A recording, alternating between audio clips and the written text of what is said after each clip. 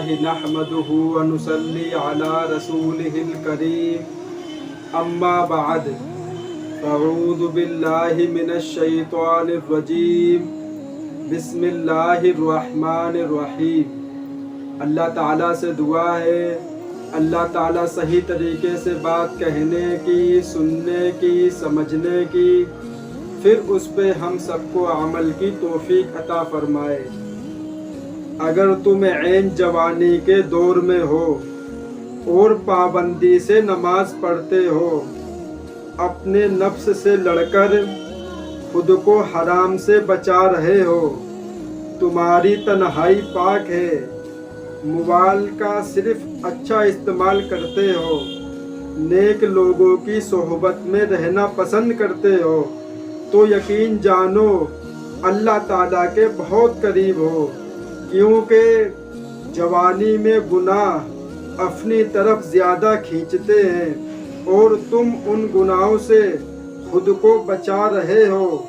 ایسے ہی چلتے رہو، اللہ تمہاری دنیا اور آخرت سنوار دے گا۔ اس لیے کہ میرے بھائی، جب انسان جوان ہوتا ہے اور جوانی کی دہلیز پر قدم رکھتا ہے تو اس کے دل میں طرح طرح کے خیالات، طرح طرح کے وسوسے اور بہت کچھ ویسی باتیں اس کے ذہن میں آنے لگتی ہیں جو بچپن میں اس کے ساتھ نہیں ہوتی ہے، اور وہ گناہ کی طرف مائل ہونے لگتا ہے۔ تو اس لیے میرے نوجوان بھائیوں، اپنی جوانی کو اللہ تعالیٰ کی غنیمت جانو، اس کو نعمت سمجھو، اور اپنی جوانی کو حرام کاموں سے بچاؤ اور نیک کاموں میں لگاؤ۔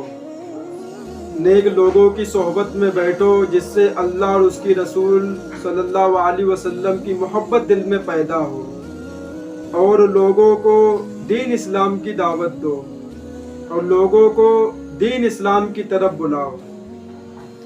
یہی ہم نوجوانوں کی سوچ ہونی چاہیے۔ میرے بھائی، جب کوئی بچہ چھوٹا ہوتا ہے تو آپ اس کے سامنے کچھ ویسی چیز دکھاؤ، کچھ بھی ایسا کرنا تو نہیں چاہیے، ایک مثال دے رہا ہوں، تو اس بچے کو کچھ بھی نہیں ہوگا، اسے کوئی نہیں ہے کیا ہے، یہ کیا چیز ہے، اسے کوئی پرواہ نہیں۔ لیکن جب آپ وہی چیز کسی 10 سال یا کسی 11 سال کے بچوں کو دکھاؤ گے تو اس پہ اس کا بہت اثر پڑے گا، کیونکہ اب وہ جوان ہونے لگا ہے۔ تو میرے بھائی، برائی سے بچنے کا راستہ صرف اور صرف نکاح ہے۔ انسان نکاح کر لیتا ہے تو شیطان تڑپ تڑپ کے روتا ہے، بلک بلک کے روتا ہے کہ ہائے، اس نے اپنا ایمان ہم سے بچا لیا، جو انسان نکاح کرتا ہے۔ تو آج کے دور میں نکاح کو مشکل کر دیا گیا اور زنا کو اتنا وہ کر دیا گیا، اتنا آسان ہے زنا، کہیں پر بھی آپ کتنے بھی پیسے دے کے آپ زنا کر سکتے ہو، لیکن نکاح کرنے کے لیے آپ کو لاکھوں لاکھ روپے چاہیے۔ اس لیے میرے بھائی، ہم نوجوانوں کو اس پہ کام کرنا چاہیے، نکاح کو آسان بنائیں اور زنا کو مشکل بنائیں کہ کوئی انسان اس کے قریب بھی نہ بھٹکے، اس لیے کہ یہ بہت گندگی چیز ہے۔ اگر کسی انسان سے ہو جائے تو اللہ تعالیٰ سے بہت گڑ گڑا کے، بہت رو رو کے دعا مانگے اللہ تعالیٰ سے۔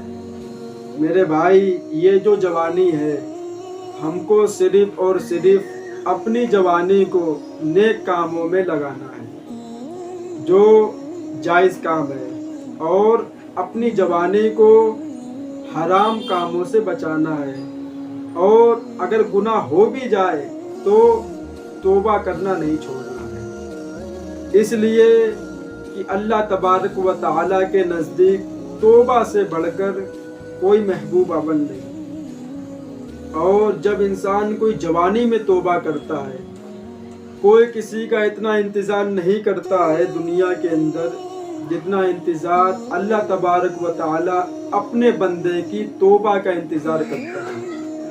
بہت انتظار کرتا کہ کب میرا بندہ میرے پاس آئے اور مجھ سے معافی مانگے اور میں اس کو معاف کروں۔ میرے بھائی، یہ احساس اگر کسی انسان کے دل میں پیدا ہونے لگے تو سمجھ جاؤ کہ وہ انسان کامیابی کی طرف بڑھنے لگا۔ میرے بھائی، اگر دنیا میں کسی انسان سے پوچھو کہ کامیاب انسان کون ہے، وہ آپ کو مثالیں دے گا۔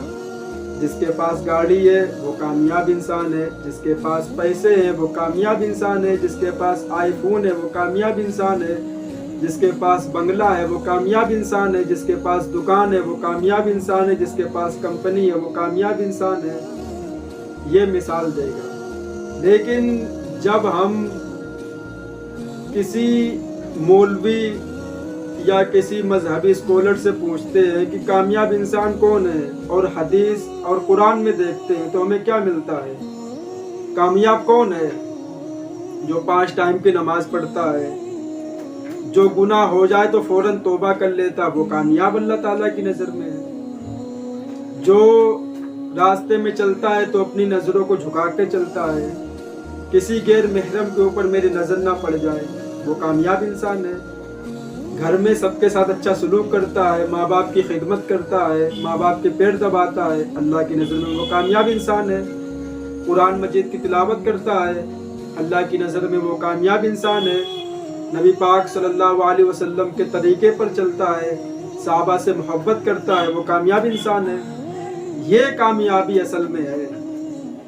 اور جو لوگ سوچتے ہیں کہ میرے پاس پیسہ نہیں تو ہم بہت ناکام، میرے بھائی، اگر پیسے سے کامیابی ملتی تو فرعون، نمرود، حاوان، قارون، تو یہ لوگ کامیاب تھے۔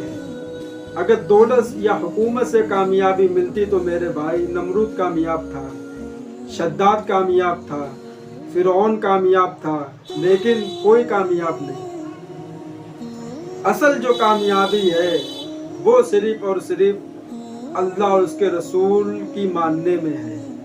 اصل جو کامیابی ہے، نہ پیسے کو دیکھو، نہ گاڑی دیکھو، مطلب ہر چیز کماؤ لیکن ان سے دل مت لگاؤ۔ دل صرف اور صرف اللہ اس کے رسول سے دل لگاؤ، بس، اور کسی چیز سے دل مت لگاؤ۔